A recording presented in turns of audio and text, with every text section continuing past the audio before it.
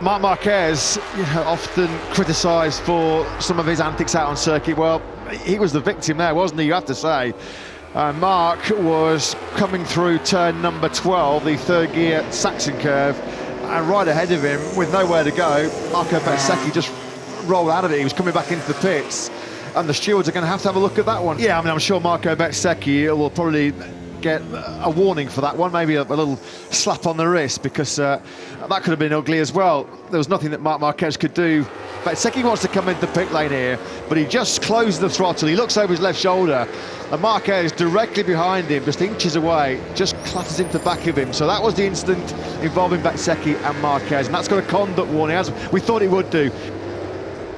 He's in turn 12 now, is going to be improving on that 1:27.636, which has him at the top of the leaderboard right now. On the inside there, keeping out of trouble and danger is Ralph Fernandez. Oh no, he's tipped off! That's that last corner, it's wetter than the rest of the track. And that is Marc knowing I've fallen off at completely the wrong time. He hadn't even barely come to a rest in the gravel trap, and he didn't even look at the bike crash, he just sprinted. Is this going to be an unlucky turn 13 though for Marquez? He's only got one bite for Q2. Should he go through? I mean, if he was to crash now, and with a lap time that gets him into Q2, he won't have a motorcycle for the second session. It's now or never then for Marc Márquez. He was really tentative coming through that final corner, and he wasn't able to overhaul Viñales. Viñales then still in second place. Full risk, full attack mode engaged here by Marc Márquez. Does he do it any other way when he's out on the circuit? The number 93 on the Repsol Honda then now has one corner left. The checkered flag is already out, so this is it for Marc Márquez. He comes through turn 13. He fell off there on the rain tyres a few moments ago. Big shake as he got on the gas coming out the final corner, and he goes over the line, and he will be up into second place. A 1:25.681. Oh, and it's Marquez has gone down again. Marc Márquez makes another mistake. That's twice in 2 sessions. He is on the floor again at turn 13, and with no spare bike, Marc Márquez will be starting this German Grand Prix unless he can pick it up. Can he get it going again? At the moment, he was in 12th place on course for pole. I jumped in my seat because he was pushing so hard on the entry here, it was scary. And then when he touched the throttle,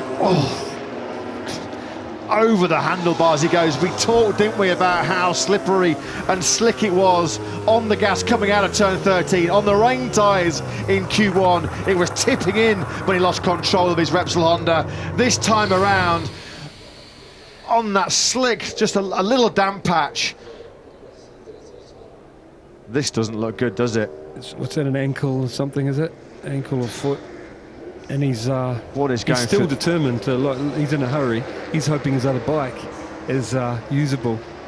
Don't think the team were expecting him back, were they? One of the mechanics has just absolutely sprinted out the back of the garage. Santi Hernandez was kind of standing there going, well, crumbs, he's back. 3 or 4 mechanics sprinted out the back of the box to try and get a brand new front fairing, because the wing on the right-hand side of that 93 machine is completely snapped off. You can see the images there. They're working on it already to try and get the spare parts to get that bike fixed so he can get back out there. Marc Márquez is heading back out on circuit. His crew weren't expecting him back in, and the rapid repair job, you saw it there on screens. Marquez's crew, the only way that they could quickly get him back out on circuit was to take the wings off Joan Mir's bike. Out of the final corner he goes, and Marquez climbs himself up from, 12th to 7th. No, it's Marquez again. We just said it was his last flying lap, and for the 3rd time in about 30 minutes, he goes flying into the gravel trap. This time around, it's turn 1 again. The countdown then now well and truly underway for this 15-lap Tissot sprint here in the Sachsenring, and what does lie in store then for Marc Márquez. We've had so much drama to talk you through already so far here this weekend in the Sachsenring, as the slightly depleted 20-rider field comes to the grid. Lights out, and we are going the Sachsenring sprint here.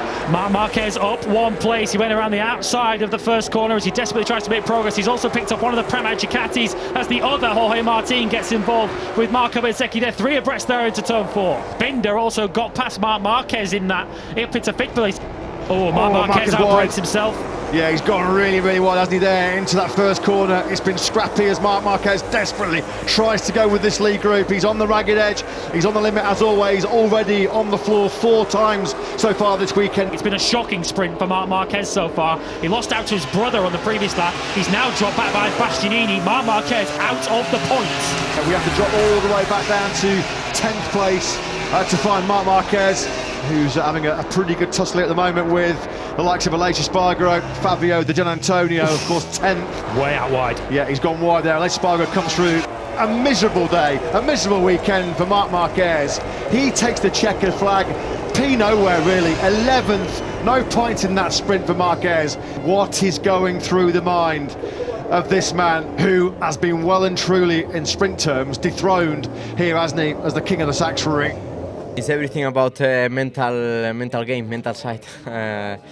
When I started today in the morning, I was convinced that okay, I can, because always I'm positive and you know that I'm a believer and I try to push. But yeah, on the qualifying practice, 3 crashes and. But even like this, I was pushing there, I was warm. But then when I was sitting in my office before the sprint race, I saw that I was starting 7. The balance, you know, was not there. I mean, I was not positive enough. The risk with the results. So then on the race I start. I saw that I was convinced, tried to do my best, but I saw that the feeling was not there. I was going wide. I had some moments and then just I slowed down a bit and yeah, I finished the race on that 11th position. That's not your mentality though, and it never has been. When was the last time that Marc Márquez has rolled the throttle in a race? It's not my mentality. My mentality is be a fighter, but you cannot fight against a wall. So you need to also be you need to open your eyes and yeah, in this weekend I try to fight against that. I try to be faster, but then we are humans and in the end I understand that the risk is too much. So yeah, it's important also to evaluate our real moment and not override too much. Mentally, just how draining has today been? No, I mean, the thing is that when I won, I'm fast. But the problem is that too much risk. But still like this, still riding smooth and not pushing a lot, I was able to follow some riders with a good speed, like Bastianini, like my brother Alex, like Aleix. But yeah, of course, it's not the position that we like, but at the moment it's like this. Thanks, Marc. Thank you. For more MotoGP action, don't forget to like and subscribe. See you at the races.